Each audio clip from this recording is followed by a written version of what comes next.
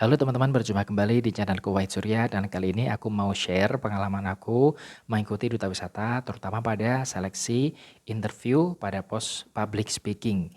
Jadi memang seorang duta wisata ini dituntut untuk bisa memiliki public speaking yang bagus dan di sini biasanya ada juga yang namanya adalah pos public speaking. Nah, di sini memang kita tes itu secara face to face terhadap dewan juri. Biasanya jurinya ini seorang public speaker atau seorang MC atau seorang yang memiliki kemampuan public speaking yang bagus di tempat kalian berada ya teman-teman ya. Nah, pada saat tes public speaking, kita biasanya disuruh untuk berpidato memperkenalkan pariwisata yang ada di tempat kita. Jadi walaupun secara face to face kita disuruh membayangkan seolah-olah kita berada di depan panggung dan kita akan memperkenalkan potensi pariwisata yang ada di wilayah kita. Dan pada saat kita memperkenalkan di atas panggung, kita harus bisa tenang, kita harus bisa benar-benar memperkenalkan keunggulan-keunggulan potensi wisata yang ada. Kemudian tak lupa juga kita harus benar-benar mengetahui semua tentang pariwisata tersebut, mulai dari fasilitas-fasilitasnya, kemudian uh, akomodasi ke sananya. Kemudian kalau misalkan pariwisata tersebut ada sejarahnya, kita juga harus bisa menerangkan sejarah tempat pariwisata tersebut. Seperti itu ya teman-teman ya. Nah, biasanya yang terjadi adalah kita bingung, kita ngeblank seperti itu. Walaupun kita tahu, tapi terkadang suka ngeblank di saat kita disuruh untuk presentasi di depan umum kayak gitu. Nah, yang perlu teman-teman garis bawahi adalah poin yang pertama adalah teman-teman harus tahu potensi-potensi wilayah, potensi-potensi wisata apa saja yang ada di tempat kalian, yang akan kalian promosikan ini, keunggulan-keunggulannya apa saja, itu harus tahu.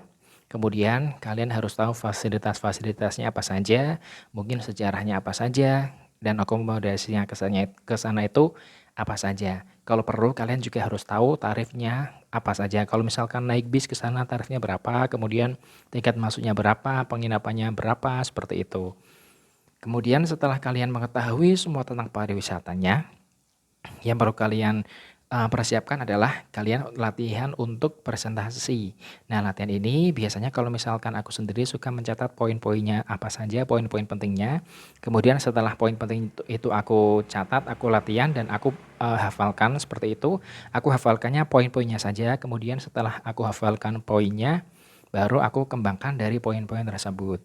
Tapi kalau misalkan kalian memang public speakingnya masih pemula, masih nol seperti itu, yang aku sarankan adalah kalian menulis semuanya, tidak hanya poin-poinnya, tapi menulis benar-benar menulis ya, dari pembukaan presentasinya, kemudian pertengahan sampai dengan penutupan. Jadi memang tulisannya ini agak panjang ya, mungkin satu HVS bolak-balik kayak itu atau mungkin selembar HVS penuh seperti itu. Nah, setelah kalian menulis, kalian bisa menghafalkan. Memang biasanya memang agak agak terkesan aneh kalau misalkan pidato yang diucapkan ini dari hasil hafalan. Tapi kalau misal memang kalian ini pemula, tidak ada salahnya memang kalian menghafal. Dan seiring berjalannya waktu, kalian akan menjadi expert ya dalam hal public speaking seperti itu. Karena memang aku dulu juga seperti itu pada waktu masih pemula juga aku menghafal menghafal teksnya seperti itu. Nah, contohnya aku akan memberikan sedikit contoh, teman-teman.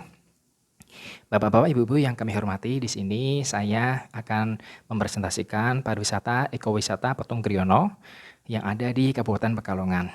Ekowisata Petung Kriono ini terletak di Kecamatan Petung Kriono, salah satu dari 19 kecamatan yang ada di Kabupaten Pekalongan, di mana di sini terdapat banyak sekali pariwisata-pariwisata yang bisa Bapak Ibu kunjungi. Dan yang paling penting adalah di sini ada satu-satunya hutan hujan tropis yang masih tersisa di Pulau Jawa, di mana di sini banyak sekali dihuni oleh hewan-hewan dilindungi yang masih hidup secara liar dari zaman dahulu sampai dengan sekarang.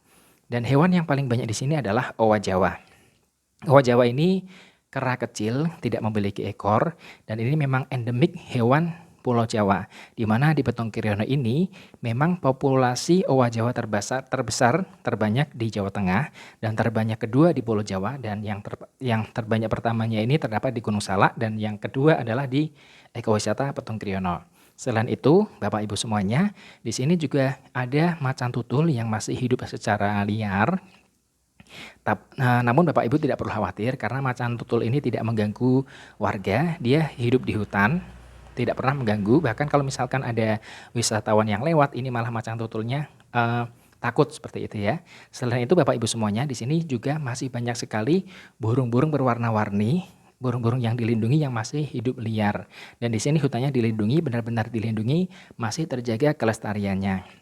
Banyak sekali peneliti-peneliti baik dari Indonesia maupun dari luar negeri yang datang ke Ekowisata Petung Kriono untuk meneliti kondisi hutan hujan tropis serta kondisi satwa-satwanya dan juga tumbuhan-tumbuhannya yang ada di sana.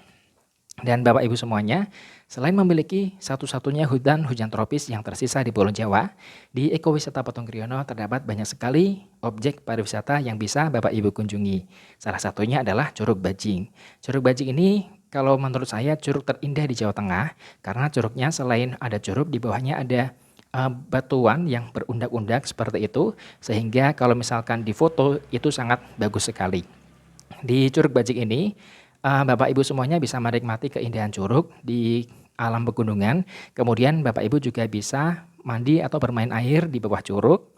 Nah, selain itu kalau misalkan Bapak Ibu lapar, di sekitar curug juga banyak sekali warung-warung yang berjualan beraneka macam makanan yang ada di sana. Untuk menuju ke curug ini, Bapak Ibu tidak perlu khawatir karena lokasinya tidak jauh dari Kecamatan Petung Kriono sendiri. Bapak Ibu bisa menggunakan kendaraan pribadi atau bisa menggunakan angkutan khas di Petung Kriono, yaitu mobil bak terbuka. Tidak perlu khawatir juga karena memang para sopir di sini sudah terverifikasi dan sudah berlatih dengan medan di Pegunungan Petung Kriono sendiri. Oke teman-teman, kurang lebihnya seperti itu ya. Mungkin banyak kekurangan bisa teman-teman tambahi bagaimana presentasi yang baik, dan teman-teman yang perlu teman-teman garis bawah adalah pariwisata yang paling terbaik yang ada di kota teman-teman yang mungkin bisa teman-teman presentasikan pada saat tes public speaking nanti. Oke, semoga bisa bermanfaat ya.